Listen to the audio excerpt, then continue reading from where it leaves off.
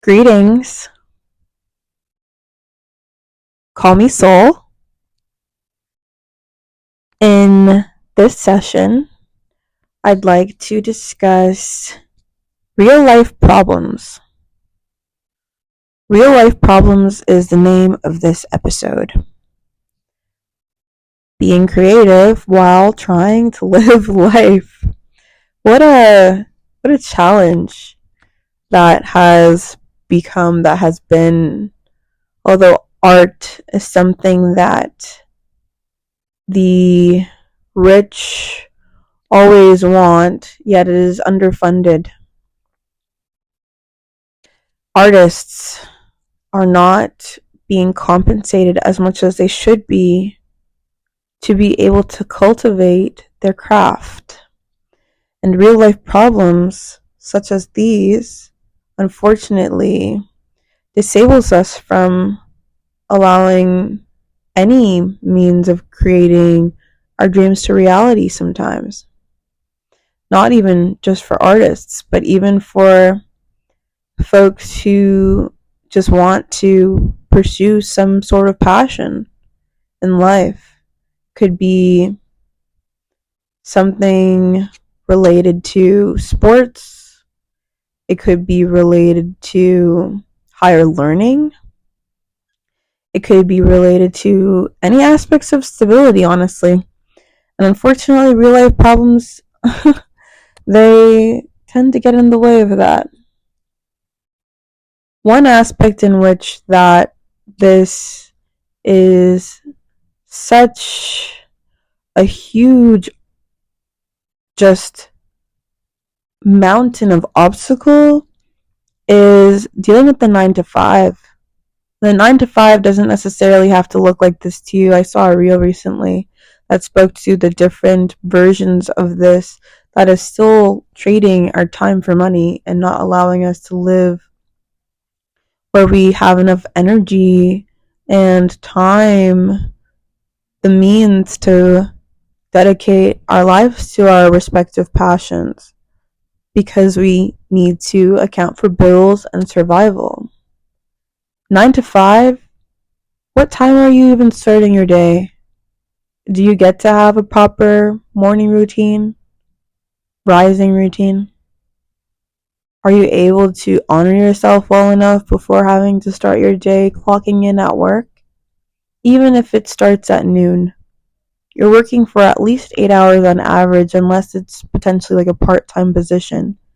But typically, part-time positions are not even allowing us to sustain ourselves on individual levels, which is quite unfortunate.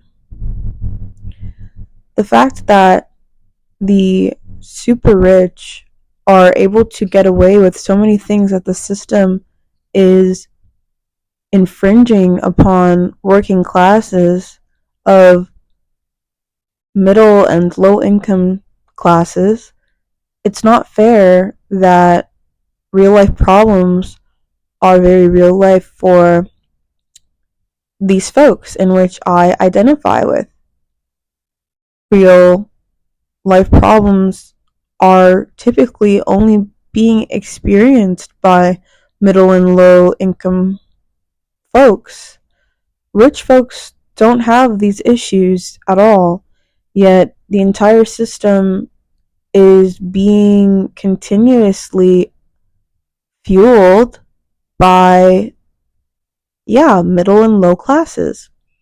Rich folks just get to, I guess, chill. They can do whatever they want because they've been able to leverage this exploitation to fuel them. Typically 9 to 5s, unless you're an entrepreneur and you own your own business, but even so, you end up working like so much more. And that's a lot just to get by and to be able to buy your time back, yet you're still having to do so much to dedicate towards that. I feel there is a collective effort that needs to be brought into understanding when we think about this continuous cycle in which we're living, and we genuinely need some more community support.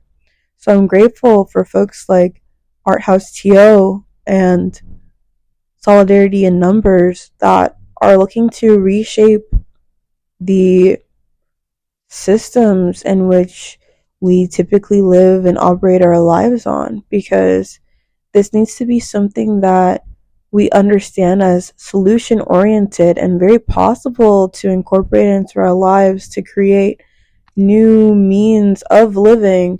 And it's not about middle or low income classes at all, and it becomes more about our sovereignty.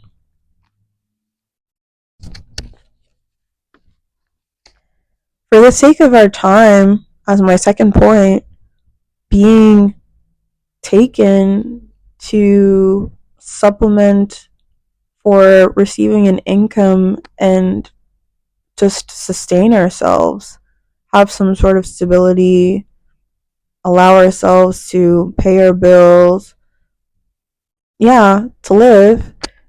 I feel when it comes to real life problems, for sure, I would much rather be dedicating that time to learning a new craft, learning how to be my own boss, and dedicate that time in whatever increments that it may be. I'm becoming a bit more do more mindset, and I'm grateful for this, but unfortunately, it doesn't. I've just landed myself in a very unique position for me to be able to do that. I feel many of us don't have this privilege, which I'm genuinely grateful for being able to have these means, but it needs to be a bit more realistic, and we do need to think of like ways that it can benefit everyone as a whole.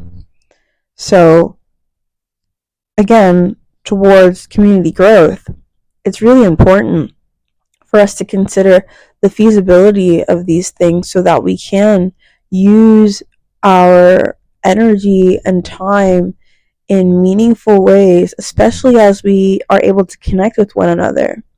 There aren't as many opportunities for us to just network on casual efforts unless there's, like, I guess, an event going on that is typically niched out, or I guess a party, going to a bar, club, stuff like that.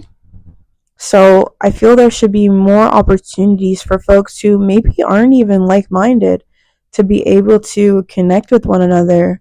We've been missing this, and now everyone is, just stone face on the TTC, and folks aren't able to mingle as easily.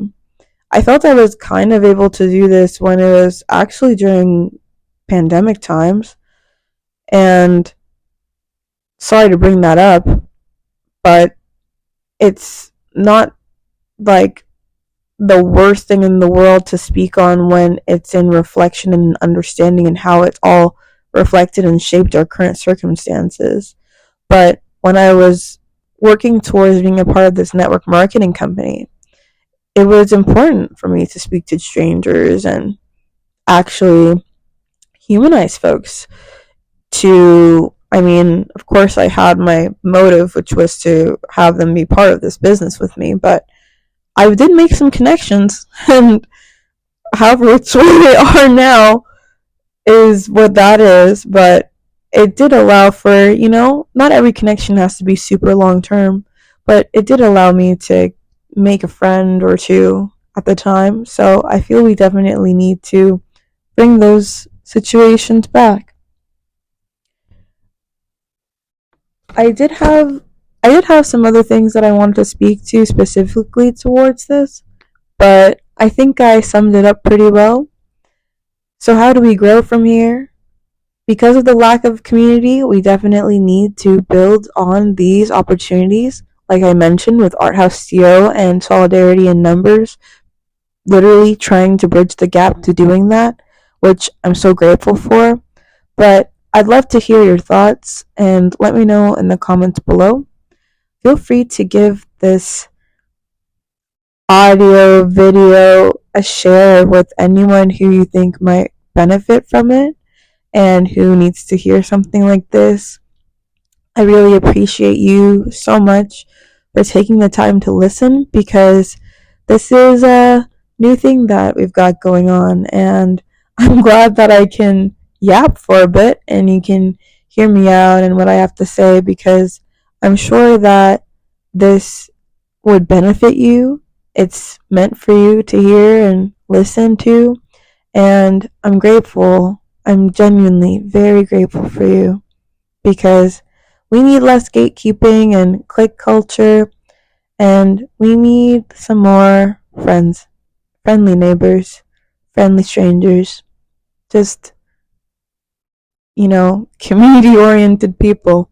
So, thank you again for listening and take care.